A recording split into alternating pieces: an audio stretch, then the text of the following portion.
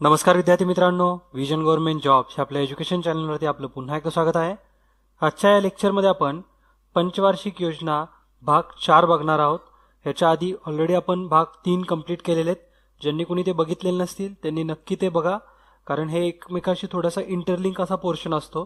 तर इथं right hand साईडला एक लिंक येईल कॉर्नरमध्ये, तिथून तुम्ही सगळे भाग पहिल्यांदा बघून घ्या. ओके, तर आता आपण या लेक्चरमध्ये पंचवार्षिक योजना, जी चौथी पंचवार्षिक योजना होती, ही व्यवस्थित कंप्लीट करतोय. आणि एक्झामच्या पॉईंट ऑफ व्ह्यू पंचवार्षिक योजना हा इकॉनॉमिकमधल्या एक अतिशय महत्त्वाचा पार्ट असतो. ओके, तर प्रत्येक एक्झाममध्ये 100% क्वेश्चन हे याच्यामधून येतातच. त्यामुळं वेळ न वाया घालवता आपण लेक्चरची सुरुवात करूया. तर लेक्चरची आपण डायरेक्ट पंचवार्षिक 4 बघण्याच्या आधी एक थोडासा टेबल बघू, आणि हा टेबल तुम्हाला एनी हाऊ लक्षात ठेवायचाच आहे. तर एका साईडला लेफ्ट हँड साईडला तुम्हाला या योजनांचे दिलेत. पहिली योजना, दुसरी योजना, तिसरी योजना, ही सगळी नावं दिलीत.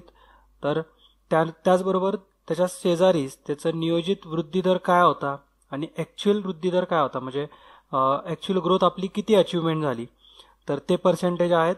हे तुम्ही पाठ करायचेच आहेत, हे विचारतात एक्झाममध्ये. आणि कुठलं मॉडेल यूज केलं होतं, जसं की पहिल्या पंचवार्षिक योजनेसाठी हेरॉड डोमर हे मॉडेल यूज करण्यात आलं होतं. त्यानंतर दुसऱ्या योजनेसाठी महालनोबिस, त्यानंतर तिसरी पंचवार्षिक योजनेसाठी सुद्धा महालनोबिसच. त्यानंतर आता ही आपण चौथी पंचवार्षिक योजना बघणार आहे. ओके, तर हा पण एक चार्ट तुम्ही लक्षात ठेवायचाच आहे. आणि यानंतर हा जो एक चार्ट दिसतोय हा पण तुम्ही लक्षात ठेवायचा आहे. ह्याच्यामध्ये दिलंय की कुठल्या पंचवार्षिक योजनेचा टाइम पिरियड काय होता आणि कुठल्या गोष्टींवरती मुख्य भर देण्यात आला. जसं की पहिल्या पंचवार्षिक योजनेमध्ये कृषीवरती जास्त भर देण्यात आला होता. त्यानंतर दुसऱ्या पंचवार्षिक योजनेमध्ये जड व मूलभूत उद्योग याच्यावरती भर देण्यात आला होता. तर अशा पद्धतीनं हे तुम्ही व्यवस्थित चार्ट्स दोन्ही लक्षात ठेवायचेत. आता आपण आपल्या कोर टॉपिककडे आज वळूयात, म्हणजे चौथी पंचवार्षिक योजना. तर ही जी योजना होती ही एक ॲक्च्युली याच्यामध्ये फार अशी धाडसी पाऊल उचलण्यात आले होते. युद्ध झाले होते, बरेच वेगवेगळे रिफॉर्म्स आले होते. इकॉनॉमिकली जर विचार केला तर बँकिंगचे नॅशनलायझेशन झालं होतं. त्याच्यामुळे ही जी सगळ्यात जी चौथी पंचवार्षिक योजना आहे, हा जो टाइम स्पॅन आहे याचा, हा अतिशय महत्त्वाचा आहे. म्हणजे याचा जो टाइम स्पॅन होता तो होता 1969 ते 1974.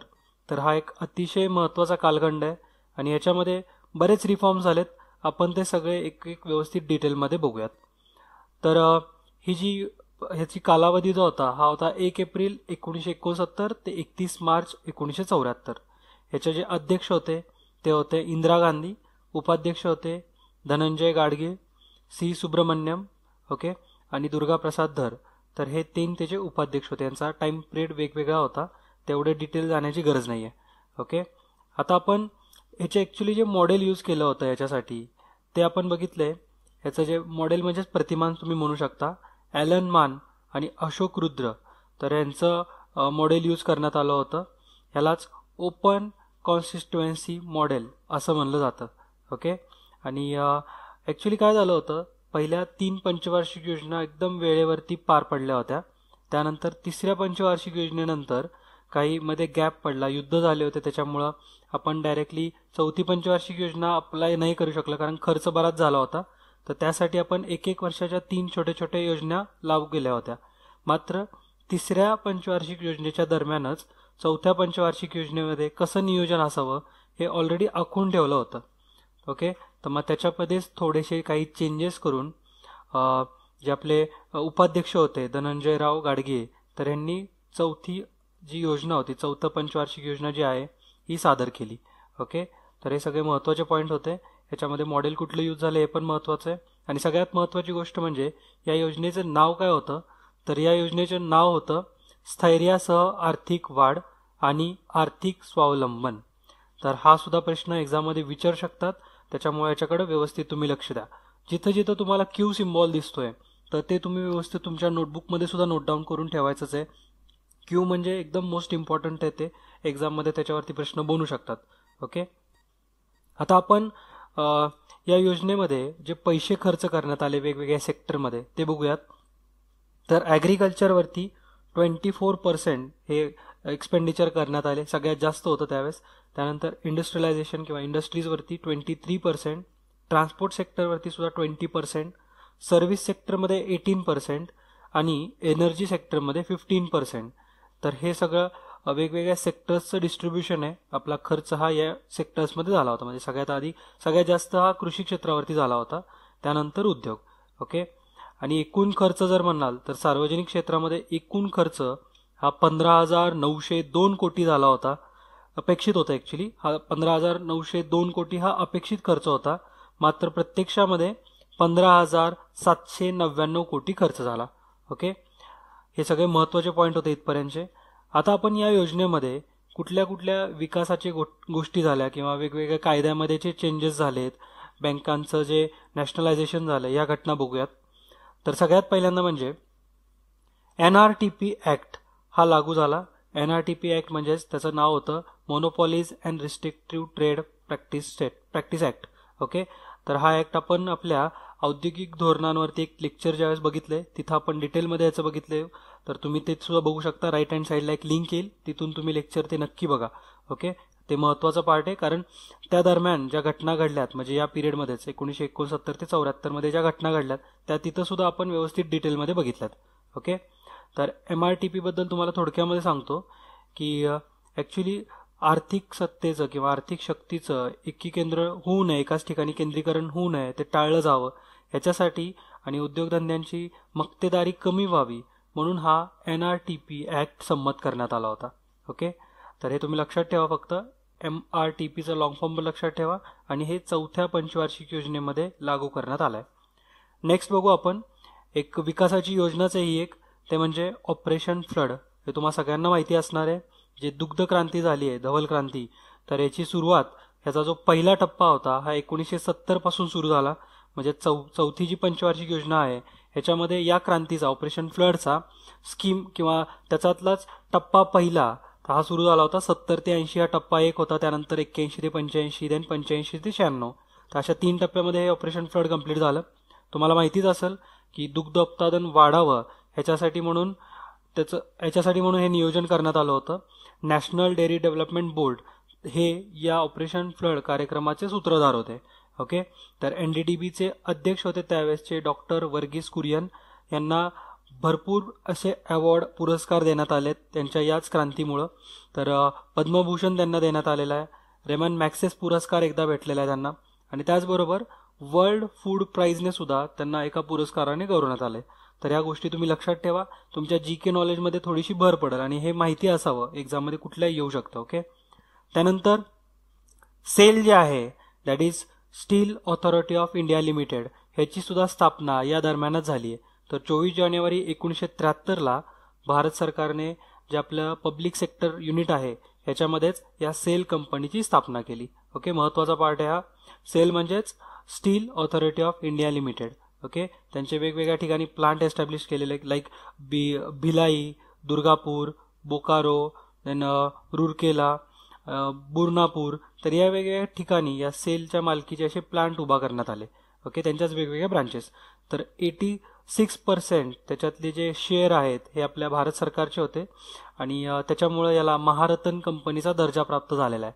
आता महारतन कंपनी, अशा वेगवेगळ्या महारतन कंपनी आहेत.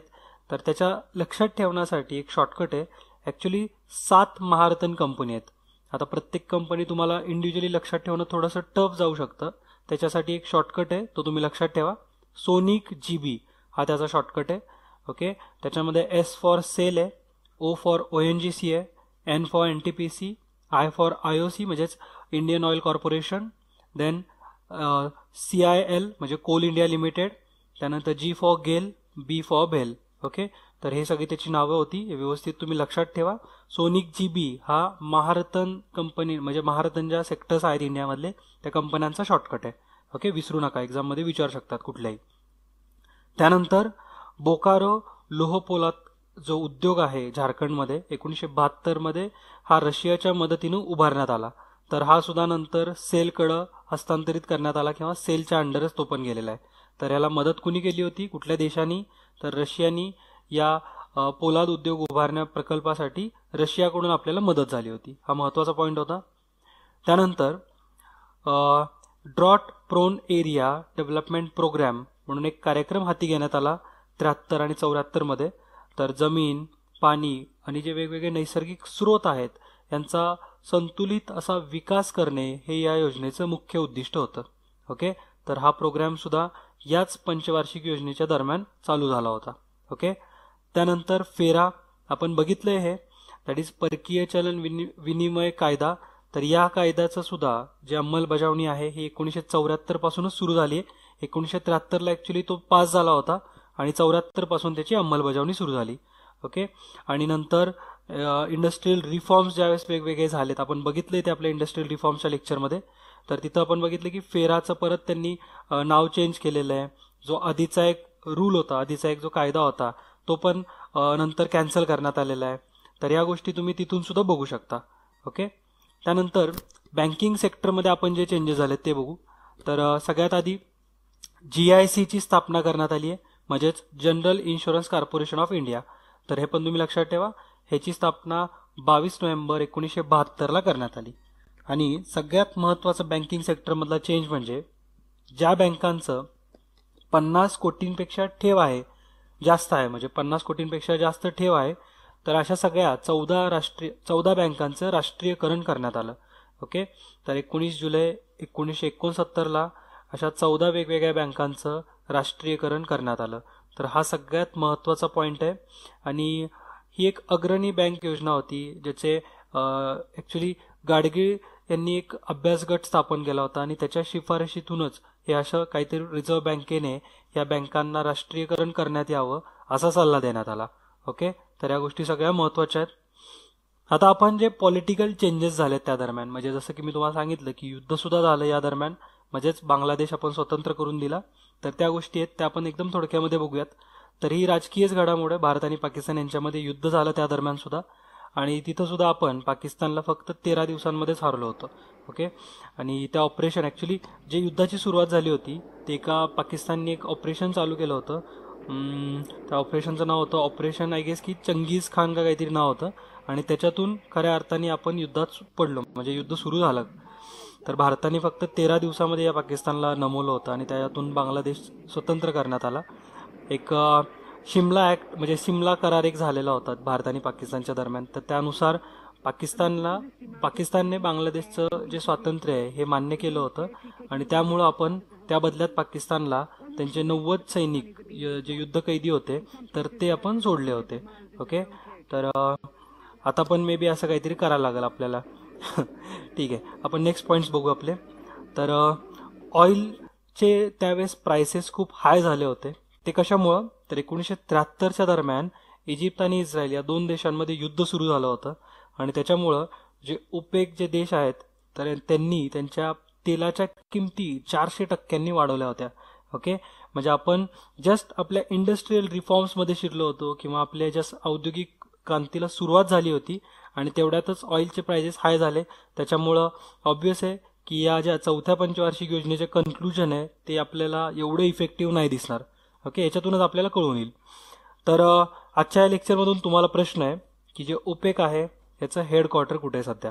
ओके, ओपेक म्हणजेच organization of Arab petroleum exporting countries.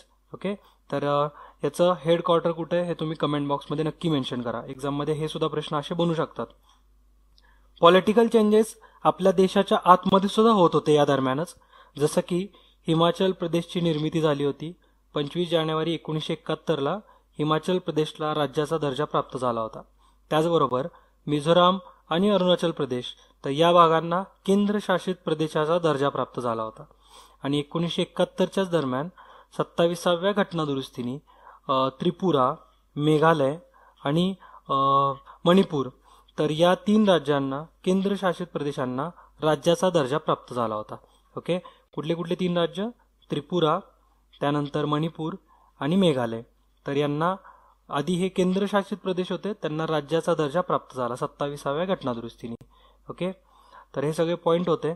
आता आपण या योजनेतून काय कन्क्लुजन्स निघतात ते बघूत एकदम थोडक्यामध्ये. तर कन्क्लुजन सांगायचं झालं तर या दरम्यान आपली शेतीची प्रगती चांगलीच चालू होती. आपलं जे शेतीचं उत्पादन होतं तर ते बऱ्या पद्धतीनं वाढलं होतं. मात्र महागाई सुद्धा त्याच्यापेक्षा जास्त पद्धतीनं वाढत चालली होती. ओके, तर महागाईचा जो दर होता आपण जर प्रिव्हियस इयर्स सोबत कम्पेअर केलं तर 165.4 वरून तो 284 पर्यंत वाढला होता. ओके, म्हणजे महागाई खूप जास्त वाढली होती, एवढंच तुम्ही लक्षात ठेवा. त्यानंतर जे आपण जर प्रगतीचा किंवा आपल्या ज्या आर्थिक वृद्धीचा जर दर बघितला तर 5.7% गाठणे अपेक्षित होते. मात्र जे बाकीचे रिझन्स घडलेत, पॉलिटिकल रिझन्स आणि जे तेलाच्या किमती वगैरे वाढल्या होत्या आणि आपल्याला थोडंसं औद्योगिकरणामध्ये अपयशच आलं होतं, तर या सगळ्यामुळं जो वृद्धी दर होता हा 3.2च गाठता आला, जो अपेक्षित होता 5.7. ओके, महत्त्वाचा पॉईंट आहे हा. आणि जे आपलं राष्ट्रीय एकूण उत्पादन होतं, एकूण उत्पन्न होतं, ह्याचा वाढीचा जो दर होता तो होता 16.5%. हे एवढं इम्पॉर्टंट नाही आहे, मात्र जे अपेक्षित वृद्धी दर होता 5.7 आणि प्राप्त झाला आहे 3.2, हा सगळ्यात महत्त्वाचा आहे. ओके, तर या लेक्चरमधून तुम्हाला बऱ्यापैकी पॉईंट क्लिअर झाले असतील. आपण थोडक्यामध्ये समरी बघूया. तर समरीमध्ये तुम्हाला कुठले कुठले पॉईंट्स लक्षात ठेवायचे आहेत, तर या योजनेचं थीम काय होती किंवा या योजनेचं नाव काय होतं, याचा कालावधी काय होता, अध्यक्ष कोण होतं, उपाध्यक्ष कोण होतं, या गोष्टी लक्षात ठेवायच्यात. ह्याच्यावरती तुम्ही नोट्स बनवायच्यात. ओके, त्यानंतर या योजनेचं बजेट किती होतं, म्हणजे बजेट इन द सेन्स कुठल्या सेक्टरमध्ये किती पैसे खर्च झाले होते, म्हणजे शेती क्षेत्रामध्ये किती % झाले होते, म्हणजे सगळ्यात जास्त कुठल्या याच्यामध्ये झाले होते खर्च. त्यानंतर कुठले कुठले वेलफेअर प्रोग्राम्स लॉन्च झाले होते. त्यानंतर पॉलिटिकल रिफॉर्म्स काय काय झाले, कुठल्या राज्याची स्थापना कुठल्या वर्षी आणि कुठल्या घटना दुरुस्तीने झाली. तर या गोष्टी तुम्हाला या लेक्चरमधून व्यवस्थित नोट डाऊन करायच्यात. नंतर आणखीन एकदा लेक्चर बघा तुम्ही, बघून बघून पॉईंट्स बनवू नका. मग ते नोटबुकमध्ये बघितलं काय आणि लेक्चरमध्ये बघितलं काय असा फरक नाही पडणार आणि ते डोक्यात पण लक्षात राहणार. त्याच्यापेक्षा लेक्चर एकदा संपूर्णपणे बघा, त्यानंतर आठवून स्वतःचे पॉईंट्स लिहायचे. ओके, वाटलं तर तुम्हाला आठवत नसेल काय पॉईंट्स लिहायचे तर हा समरीची त्याच्यावरती पॉज करा समरीवरती आणि काय पॉईंट्स काढायचे हे तुम्ही व्यवस्थित काढा. ओके, आणि कन्क्लुजनमध्ये काय येईल, जो आपला अपेक्षित वृद्धी दर होता दॅट इज 5.7 आणि आपला ॲक्च्युअल किती गाठला दॅट इज 3.2. तर एवढं तुमचं कन्क्लुजन बनल आणि हे समरीच्या नोट्स तुम्ही एक्झामला जायच्या आधी व्यवस्थित वाचा. तर याच्या आधी आपण जे 3 पार्ट्स बनवलेत याच्या पण अशाच तुम्ही नोट्स बनवा, चौथ्या पार्टची पण बनवा. यानंतर आपण 500-600 पॉईंट्स व्यवस्थित क्लिअर करू. ओके, म्हणजे तुमचे 5 इयर प्लॅन हा व्यवस्थित क्लिअर होऊन जाईल आणि इकॉनॉमीमधला एक 60-70% चॅप्टर्स तुमचे कंप्लीट होतील. आता याच्यानंतर एक प्लॅन आहे की आपण बँकिंग रिफॉर्म्स किंवा बँकिंग सेक्टरवरती पण एखादं लेक्चर बनवू, मात्र त्याला आणखीन थोडासा उशीर लागू शकतो. तोपर्यंत तुमचं तुम्हीच अभ्यास करा आणि व्यवस्थित अभ्यास करा. ओके, तर भेटूया पुढच्या लेक्चरमध्ये. तोपर्यंत हे लेक्चर कसं वाटलंय हे नक्की कमेंट करून कळवा. तुमच्या कमेंट थ्रूच आम्हाला कळत राहतं की आम्हाला किती इम्प्रूव्हमेंटची गरज आहे, आम्ही काय लेक्चर्स बनवायचे. त्यामुळे कमेंट तुम्ही नक्की मेन्शन करा. ओके, तर भेटूया पुढच्या लेक्चर्समध्ये. तोपर्यंत जय हिंद, जय महाराष्ट्र, धन्यवाद.